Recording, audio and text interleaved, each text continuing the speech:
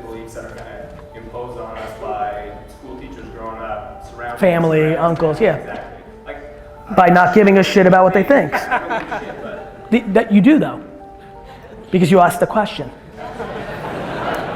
I mean, you know what I mean? You say you don't, but you do. And by the way, we all do. But that's the answer. Like you have to understand. Like I've lived this. Like I've literally somewhere in my early teens and late teens just started looking at my teachers and parents and just saying like, sorry, like you're just not going to be able to impose your will on me. This is what's up. Like I did that at a very, very young age. There's plenty of 60-year-olds right now whose 82-year-old mother is still suppressing them. I'm not saying I'm just thankful. I don't think I'm cool.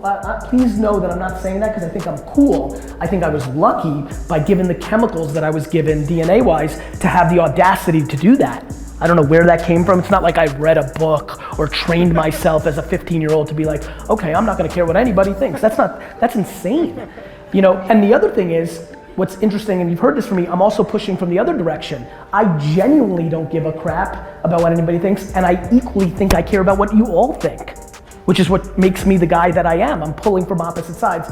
But the thing that you're worried about, very simply, this is the cliche, and this, I would say this is 98% likely, is you're worried about talking a big game and then failing, and then them all saying, I told you so, you should have kept it humble. Like that, to me, that's the insight. So Keep going. I own a business. Yep. I painted all my vehicles hot pink, so I don't care what people think on that. So mine's more of scale side. Like I feel like a lot of people don't have confidence in getting from say 5 million to 10 million. Okay. 10 million to 20 million. Okay. So more along those lines. You're looking for that confidence? Yeah. You know, I think the other thing to give real thought to, and this is the tough one, is a lot of times people aren't spending their time with other winners, right? Like I think what, you know, in the way that you asked the question the first time, I was gonna go here and then I kind of pivoted based on what you said.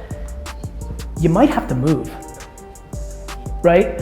Or you might have to start spending a lot of, so one of the great things, let's say you don't wanna move, but you've got this business. What I would tell you, back to the same advice that I gave to that young man right there, I would actually give up all your profits to travel a ton every year and go to places where people are bigger winners than you. It feels like you just need to be rubbed off on with other winners. I definitely changed, and I was already a winner when I started spending time with Mark Zuckerberg and Travis and like the people that were gonna go on to change the world. The ambition of the conversation changed. You know, they were on a kick to like build products that were gonna change every single person's lives, and they did. Like I was, you know, go Google this, go put Gary Vaynerchuk, Uber Business Insider. They wrote the article. I was in the room. Back to like a Hamilton reference. I was in the room when Garrett Camp invented Uber. Literally verbatim, 7 people sitting in a room in Paris, him saying, what if you could order a limo with your iPhone? And we're like, not just for rich people. I think you need to, it sounds like you need to spend more time with people that will press you up instead of push you down. Yeah. And there's a way to do that without moving to New York City. It's going to these conferences, and I don't mean to be, and this is with all respect, more coaching, motivational to me stuff. I mean, go to like an Elon Musk conference, go to an Apple conference, like stuff that's less about the emotional part of it and more about the black and white part of it. How do I tell my parents, like, I just want to go do for 18 months, and I've been sketching out like all these of like, just go do and explore. So what, they want you to get the safe job after college? Yeah. Is that what you're saying? Just tell them, Nate. Yeah, you're a big boy. It's time. Okay. I mean, really, and listen, easy for me to say because your dad might punch you in the mouth, right? Like I get it. Yeah. But here's what's interesting about a lot of my advice. It's black and white. Mm-hmm. Like you know your parents. Like clearly your signals and your nuances haven't worked because they continue to want you to go down that path. They are not responding to you. They're responding to what they grew up with and what they believe religiously, right? Yeah. Mm-hmm. So that means that that means the soft way of like, hey, maybe, or like them like that's not working, right? Am I right? I'm asking you. Yeah, that's totally right. I keep getting these lectures and all that. It's time for you to lecture your parents back. Okay. One of you is gonna be right. Yeah. Let me promise you one thing. You really don't wanna be 47 and hate your parents. Okay. Because I promise you, you're not actually hating your parents, you're hating yourself for not having the balls to do it. Okay.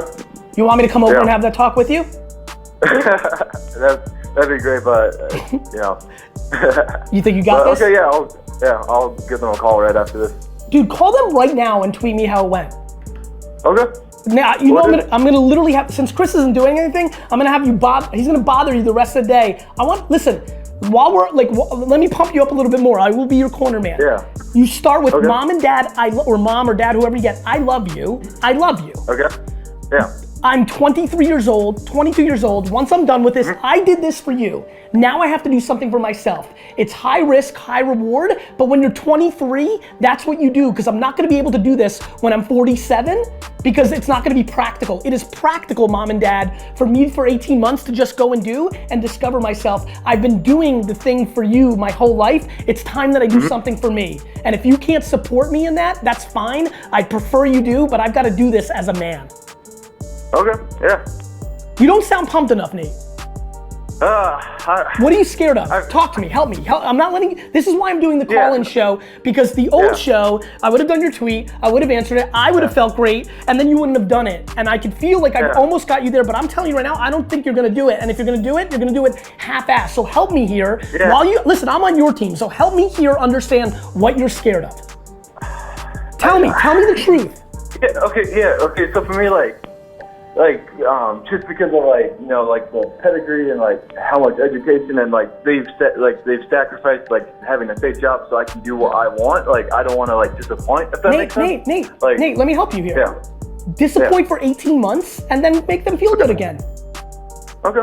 I mean, just tell them, listen, I love you for that. It means you're appreciative and you love your parents. Tell them the truth. Start with that. I don't want to. Either your parents love you and will respond to you, or they love you, but they're so deep into structure and it's been their whole religion, their whole life, that they're incapable, even though they love you, to break through and see it a different way. The problem is, it's your fucking life and it's gonna end up one way or the other.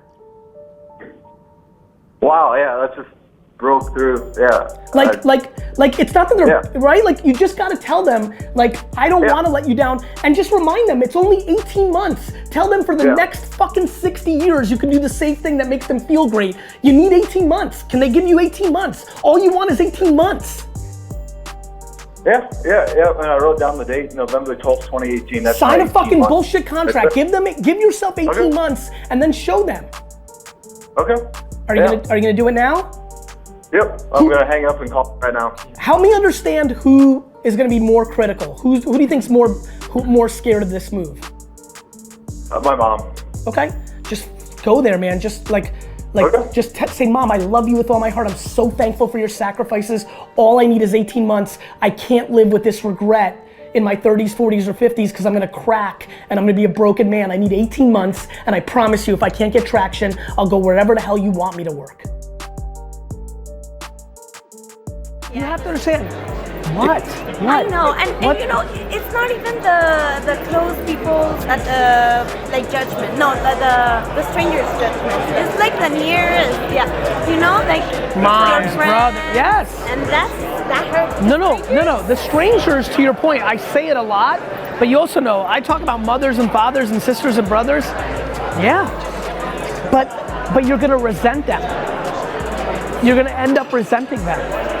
When you live your life because of your inner circle, and then you get older and you didn't do it, you're gonna resent them. And you're actually doing a favor to the people you love by not listening to them now, because eventually it's really gonna be bad. Yes. I mean it.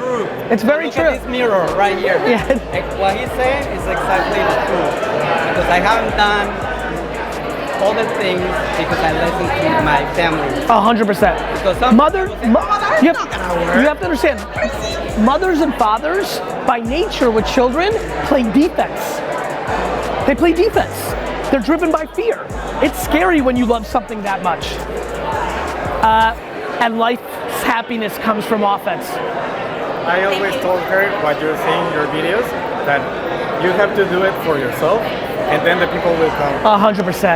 And if you don't have an audience 5 years later, then guess what? You weren't interesting enough. And, and by the way, that's okay. And that's okay. But then you live like, was I supposed to be interesting or yeah? But the thing is, you won't know if you're just playing it in your head. You have to live it to find out. I would have loved to be a football player or a rapper. I would. I'd rather be a football player or a rapper than I am what I am, but I am what I am. And that's what you have to give your chance to be. And you have to understand, this is very important. What I am is now cool and interesting, but when I was young, it wasn't. When I took a lot of scrutiny in the 80s and 90s for being an entrepreneur. It was all about good grades. It was all about good grades. So now it's worked out, and that's the best part of living your truth. Sometimes when you live your truth, eventually the world catches up to you too. Thank you.